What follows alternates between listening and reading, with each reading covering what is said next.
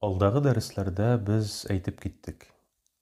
Әдәм баласының гомере шикле, һәм бер кеше дә әйтә алмый, кайчан бу дөньядан китәчәген. Ләкин һәрбер әдәм баласы әзер булырга тиеш шушы үлем дигән хакыйкатькә. Бүгенге дәресебездә, Аллаһ теләсә, без кеше бу дөньядан киткәннән соң аңа карата нинди гамәлләр кылырга кирәк икәнлеге турында сөйләшеп китербез. Тәү чиратта кеше бу фани дөньядан ахирәткә күчкәч, аның күзләрен йомырга кирәк икән. Бер вакыт Пәйгамбәрбез саллаллаһу алейхи ва саллям Абу Саламаның җаны чыгып киткәч, аның янына килә һәм аның карашының катып калганын күрә дә, аның күзләрен йома. Һәм әйтә: "Кайчан әдәм баласының җаны чыгып китә, аның карашы җанын озатып кала" ди. Бу хадис Муслим хадислар җыентыгында 920-нче булып китерелә. Бу хадисне аңлатып Ан-Навави әйткән, бу хадистә менә шушы күз йому бик хәерле гамәл икәнлегенә дәлил килә ди. Һәм нәрсәгә мәетнең күзләрен йомырга кирәк? Чөнки аның күзләрен йоммасаң, менә аның шушы карашы, җанын озатып калган карашы, аның кыяфәтен бозарга һәм ямсезләргә мөмкин ди. Һәм аның кырына килгән кешеләр дә аның шушы йөзен күреп, аннан куркырга мөмкин дип әйтәләр. Шуңа күрә дә аның күзләре йомыла ди.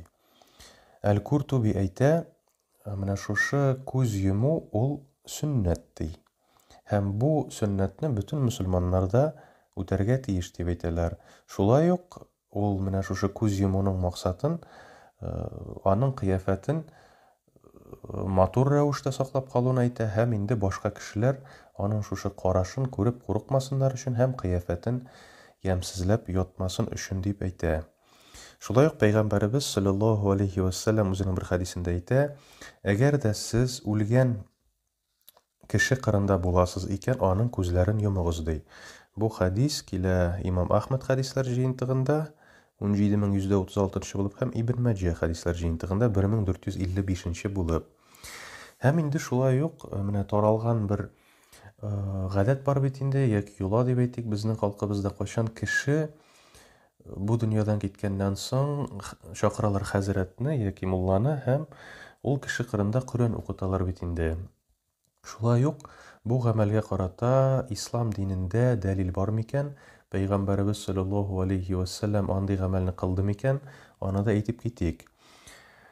Бер мөһим әйберне шулай ук искә алып китәсе килә, менә кайчан кешеләр хәзрәтне чакыралар Коръән укырга, тәү чиратта алар белергә тиеш менә шушы мәетне юырга кирәк икәнен.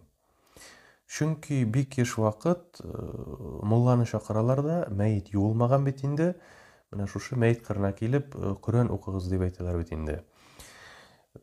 Юылмаган мәет кырында Коръән уку шулай ук яхшы гамәл булып саналмый. Һәм инде гомумән әйткәндә, мәет кырында Коръән уку кирәкме икән, аны да әйтеп китик. Бу мәсьәләгә карата Пәйгамбәрбез саллаллаһу алейхи ва саллямнан шулай ук дәлил китерелми. Пәйгамбәр саллаллаһу алейхи ва саллям яки аның сахабалары кеше үлгәннән соң аның кырында Коръән укыганнар дигән дәлил юк ислам динендә. Шуңа күрә дә кеше алай итеп эшли икән, аны гаепләмисең. Тели икән эшли. Ләкин әдәм баласы белергә тиеш, ислам динендә Пәйгамбәрбез саллаллаһу алейхи ва саллям сөннәтендә нинди гамәлләр килә, шуны мәеткә карата эшләсәң, алар хәерлерәк була. Шуңа да ислам динендә нинди гамәлләр, нинди кануннар килә, тәү чиратта шуларны үтәргә ашыгырга кирәк. Шулай ук галимнәрнең фикере мәетнең авызын ябырга кирәк дип әйтәләр һәм шушы авызын нинди дә булса чүпрәк белән бәйләп куярга кирәк дип әйтәләр бит инде. Шулай ук бу гамәлгә карата алар дәлил итеп китерәләр, күзләрне йомырга кирәк дигән хадисне, чөнки күзләрне без нәрсә өчен йомабыз? Кыяфәте ямсыз булмасын өчен. Авызларын да ябып, шулай ук бәйләп кую мәетнең кыяфәте ямсыз һәм куркыныч булмасын өчен эшләнелә бит инде. Ибн Кудама әйтә бит инде, менә шушы мәсьәләне ачыклап, бик хәерле гамәл булып санала, аның авызын ябып, киң чүпрәк белән бәйләп куярга дип әйтә бит инде. Аның сәбәбе нәрсәдә? Аны озатырга килгән кешеләр, аның авызы ачылып ятканын күрсәләр, куркырга мөмкиннәр. Һәм шушы ачылып яткан авызы да аның мәетнең кыяфәтен ямсызләргә һәм бозарга мөмкин дип әйтәләр. Шуңа күрә дә бу хәерле гамәл булып санала. Шулай ук бер сәбәп итеп әйтәләр, авызын ябарга кирәк дип әйтәләр, нинди дә булса корт кирип китмәсен өчен эченә, һәм инде юган вакытта эченә су кермәсен өчен дип әйтәләр. Шулай ук Шейх Ибн Усәймин әйтә, бу мәсьәләгә карата динебездә нинди дә булса дәлил юк ди, менә авызын бәйләп куйыгыз дигән. Ләкин башка хадисләр бар, менә шул ук менә күзне йомдыру дигән хадис бар бит инде. Аның максаты нәрсәдә? Мәетнең тышкы кыяфәтен яхшы рәвештә саклау бит инде. Менә шушы хадистән чыгып әйтелә, мәет яхшы рәвештә, яхшы кыяфәттә ятсын өчен аның авызын бәйләп куялар һәм күзен юмалар бит инде. Һәм шулай ук Ибн Кудама әйтә, мәетнең эченә берәр авыр нәрсә куярга кирәк дип әйтәләр. Аның эче кабармасын өчен берәр тимер әйберме? Тимер әйбер булмаса инде ди, юешләтелгән кызыл балчык куярга ярый дип әйтелгән менә. Һәм кеше үлгәннән соң шулай ук Коръән уку мәсьәләсен әйтеп киттек бит инде. Коръән уку мәсьәләсенә дәлил килмәй дидек, ләкин нәрсәгә дәлил килә икән? Менә дәлил килә, шушы мәет өчен дуга кылырга кирәк икән. Шулай ук алда әйткән хадисне искә төшерәбез. Кайчан Пәйгамбәрбез саллаллаһу алейхи ва саллям Абу Саламаны күрергә керә, һәм ул күрә бит инде, аның җаны чыгып киткәнен һәм күзләрен юма. Шундан соң ул аның өчен кулларын күтәреп дуга кыла бит инде. Я Аллаһ ди, Абу Саламаның гөнаһларын гафу кыл ди һәм аның дәрәҗәсен күтәрди. Һәм безгә дә гафу ит, гөнаһларыбызны аңа да гафу ит ди, һәм аның каберен киң кыл ди һәм нурландыр дип әйтә. Менә бу дуга китерелә Муслим хадисләр җыентыгында 920 булып. Шушыннан чыгып Ан-Навави әйтә, менә шушы хадистә ди буйрук бар ди. Буйрук нәрсәгә? Кеше бу дөньядан киткәчтән тәү чиратта аның өчен дуга кылырга кирәк икән Аллаһ субханаһу ва таалагә.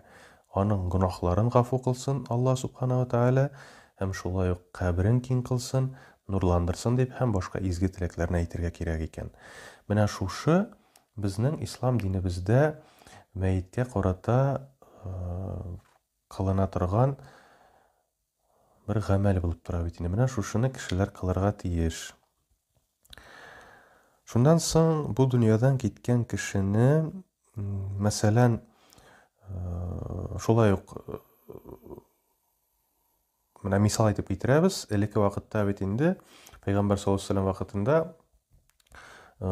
кешеләр, мәсәлән, сугышта китеп барганнар ахирәткә, яки башка сәбәпләр буенча, мәсәлән, кеше тышта үлеп китте ди. Аның тәнен озак җирдә яткырга ярамый шулай ук. Чөнки җирдә озак ятса, аның тән чирү процессы тизәя. Шуңа күрә дә кешене тизрәк җирдән алып салырга кирәк икән, берәр тактагамы яки башка берәр әйбергә. Шул хәерле гамәл булыр дип әйтелә бит инде. Шулай ук безнең халкыбызда бер таралган гадәт бар бит инде, кайчан кеше бу дөньядан киткәчтән өйдә бүтән пыялаларны, күзгеләрне, хәтта люстраларында чүпрәкләр белән элеп чыгалар бит инде. Менә шушыңа безнең ислам дине ничек карай икән, аны да әйтеп китик. Мин шәхсән үзем белмим, ул нинди сәбәп буенча эшләнә икәнен. Бәлки кеше уйлыйдыр, кешенең җаны шул күзгеләргә, пыяларга кирип калырга мөмкин дип, Алла сакласын, алай уйларга ярамый. Ислам динендә һәм Пәйгамбәрбез саллаллаһу алейһи ва сәллям сөннәтендә шулай ук бу гамәлгә карата бер дәлил дә китерелми. Пәйгамбәр саллаллаһу алейһи ва сәллям дә, аның сәхабәләре дә, аннан соң килгән бөек имамнар да бу гамәлне берсе дә кылмаганнар. Шулай ук галимнәр әйтәләр, менә кеше шушы гамәлне кыла икән, ул бит инде кыла аны шул гыйлемсезлек аркасында, белмәү аркасында. Бу гамәлне кылу мәйит бу дөньядан китеп барганнан соң катгый тыелган дип әйтәләр галимнәр. Димәк, моннан куркырга кирәкми. Менә мәйтнең җаны тегендә кирип калыр, былай булыр, тегеләй булыр дип, Аллаһ субханаһу ва тааля безгә ислам динен биргән һәм анда гади генә тәртипләрне аңлатып калдырган. Мәйеткә карата нәрсә эшләргә кирәк? Шуны эшлисең икән, файдалы була. Мәйеткә дә, үзеңә дә файда була. Инде башка ниндидер уйлап чыгарылган, тегеннән моннан ишеткән гамәлләрне алып эшлисең икән, ислам динендә бөтенләй булмаган, ислам диненә кагылышы булмаган, киресенчә үзеңә гөнаһ аласың. Һәм инде зыян гына аласың бит инде. Шуңа күрә дә бу гамәлгә карата без әйтеп китәбез, моның ислам динендә дәлиле булмагач, бер нәрсәдән дә куркасы юк. Мәйет китте, бер нәрсәне дә элергә дә кирәкми, борчылырга да кирәкми, аңа вакыт та бүлергә кирәкми. Тәү чиратта мәйеткә карата нәрсә эшләнергә кушыла, шуны эшләргә ашыгырга кирәк икән. Менә мәйет өчен нәрсә мөһим? Пәйгамбәр саллаллаһу алейһи ва сәллям нәрсә эшләгән, шуны эшләргә ашыгырга кирәк. Вакытны ислам динендә булмаган төрле ниндидер ырым-шырымнарга бүлергә кирәкми икән.